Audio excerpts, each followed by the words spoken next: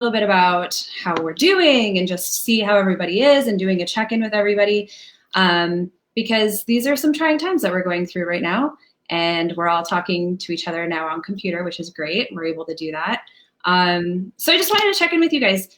And also, why don't we start by introducing ourselves? So I'm Stephanie. I'm the owner of Discreet Online Counseling. Nice to meet you if you don't know who I am. Hi, I'm Savannah. I am a therapist with Discreet. And I'm Erica, also a therapist with Discreet. Okay, awesome.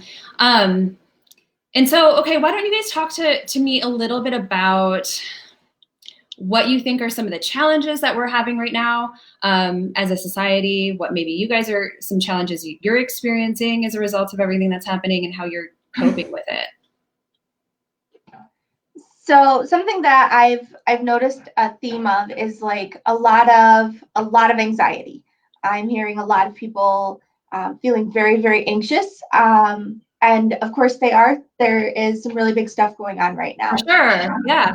And then also a lot of people are feeling really stir crazy or feeling very depressed or just having a really hard time adjusting to this different lifestyle that they're forced into. For sure. Well, there's so much uncertainty too, right? Like nobody knows. We've never been through this before. Like nobody has.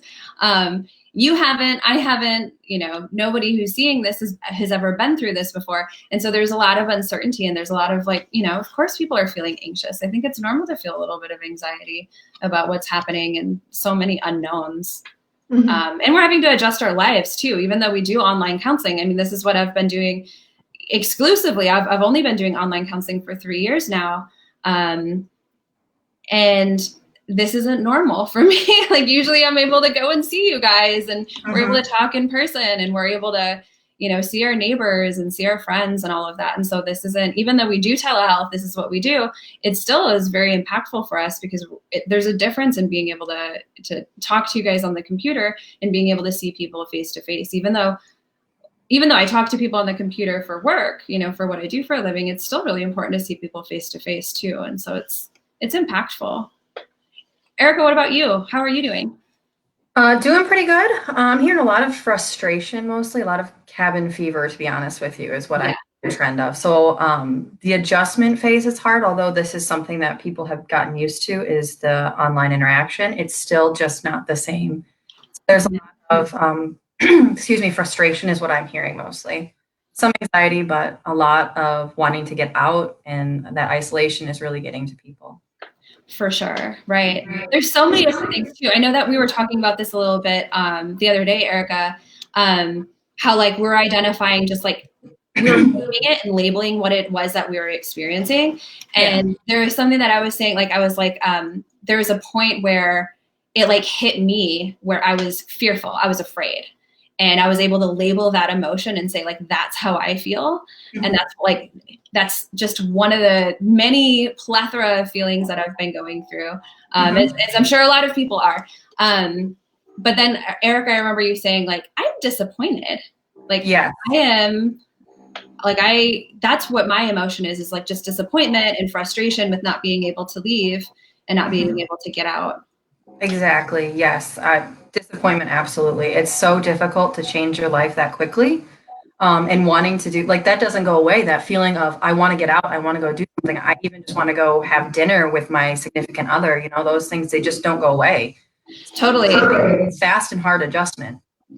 Yeah, for sure. I mean, we had, my husband and I had our anniversary this week and he had a birthday this week and we just had to figure out a different way to celebrate with being home. I had to like make a homemade cake and that kind of thing for him too, because I couldn't get to the grocery store to get him cake mix. So you just have to adjust, which brings me to my next question. So what are you guys doing to cope? Like, what are you specifically yourselves doing to cope with the emotions that are coming up within you? And what do you think would be some suggestions for other people to cope with any emotion that might be coming up for them? So for me, the thing that I have noticed I feel best after doing is going for a long walk. So I take my dogs pretty much any time that the weather has been reasonably warm, the sun's been out, I try and go for a walk. And just watching, like my neighborhood is still really lively. And so seeing people out doing things and that, the farmers are out getting their fields ready. And so just seeing like industry happening still is something that I find really fulfilling. But also, I've had this conversation a lot of times over the last week with a lot of my clients. Just finding things that fulfill you and finding things that are still novel to do. So trying new things or trying to get better at things that we wanted to get better at and we've never had time to do before. And so finding ways to give this slowdown in our lives some purpose. For sure. Right. Absolutely. And I think like connection with other people. Like I try to get out and go for walks too. I think I was telling you guys this before we started. Like when I see another human, and this is part of me, like I'm not super extroverted, but I'm kind of right on the line of introverted and extroverted. But even people who are introverted, you still need human connection. You still need like a connection with people. It's not that introverts hate people. It's just, it can be draining energetically for them to be around other people. And for me, I'm right on the line between introvert and extrovert. And I'm definitely like the extrovert part of me that needs to feel people's energy around me is struggling. And so when I go out for a walk and I see another human, I'm like so happy to see them. I'm like, hello, how are you doing? And I'm very enthusiastically saying hi to them. And that's another thing that I'm thinking in my mind. I'm like, you know what? I should probably do this all the time. I should probably enthusiastically say hello or be friendly with people maybe a bit more. I mean, of course, not everybody's going to want to be friendly back. Maybe people are busy or in the middle of different things. But that doesn't mean that I can't be friendly and say hello to people and be excited to see people and say hi and smile. Erica, what about you? What are you doing to cope? I'm really trying to stay busy, honestly. I've been doing running and walking, and like you, when I go for runs or when I go for a walk, I try to engage anybody that I can on that journey. And so that's been, honestly, it's been fun for connection in a different kind of way.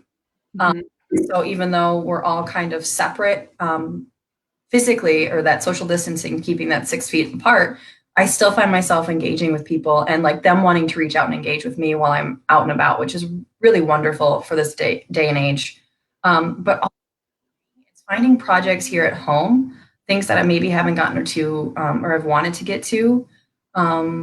So for me, that's about it. It's really staying busy and finding a different level of acceptance for staying indoors and being isolated. So for sure, right? Yeah, the busyness is important too.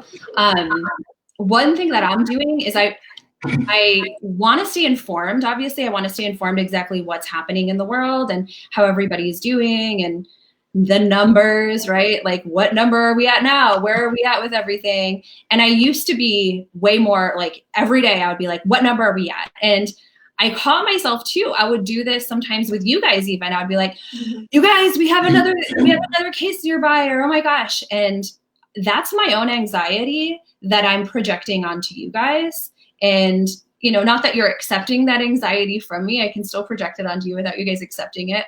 I hope you don't accept it. But like I had to kind of check myself a little bit and say, you know what? Maybe I do need to stay informed. Maybe being informed in some ways is going to be helpful for me, but really trying to know that balance of staying informed, but having some distance. Like last night, my family and I, my kids were actually really about this too. They're like, how about we have no technology tonight? And I'm like, yes, how about that? Like, we're all going to put our phones away. We're not going to have any distraction, and we're just going to enjoy each other and just be together. And it was interesting because my kids were all for that idea, and they're usually all about their gadgets. and I think sometimes being able to have that distance and get away from technology, get away from the news. Also, I get people want to stay informed, but don't be too informed. Don't be glued to it. Yeah. And projects, I know I see a lot of people on my Facebook feed that have projects. We're painting at the moment. I think a lot of people are painting or doing different things. What stuff are you guys doing? So my husband and I have been working on our basement for basically the whole 2 years that we've lived at this house.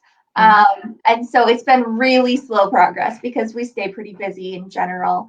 But we've been just like knocking out different projects constantly. And so that's been really exciting to watch this project that we've been working on for so long, making significant progress. So that's been nice. Very cool. Erica, anything like new or unusual or anything that you're doing to try to stay busy? Skill? Not in particular. Something that truthfully, my boyfriend and I have started doing though is making more plans together, even though we're home all the time. Like we're still trying to plan things like dinner, game night, even puzzles, things to do that sometimes a little bit out of the norm, honestly. It's adjusting to being home. So those are the things that we've been doing to kind of stay busy. Yeah. Aside from all that spring cleaning I was telling you about that we're kind of getting around to. So some semblance of a routine, I think, can be helpful too. Like having some kind of routine, even though like we can't get out and do things, but having like that sense of normalcy of a routine, I think, can be helpful too. Mm-hmm. Yeah.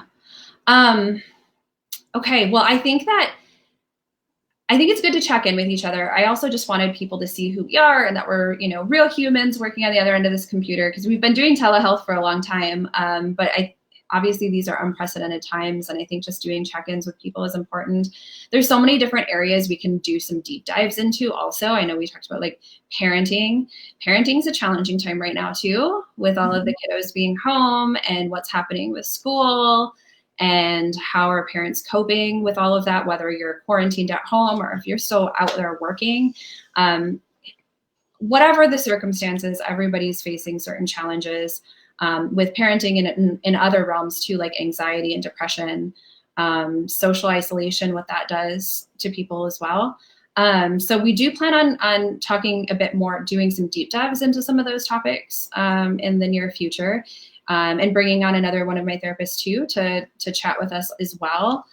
So if anybody has any questions, any content areas, anything that they might be struggling with that they'd like to hear us talk a little bit more about, feel free to reach out to us. You can send me a Facebook message or comment on the video, or go to our website, www.discreetonlinecounseling.com, and we would be happy to chat with you guys and give you whatever information that might be helpful for you during this time.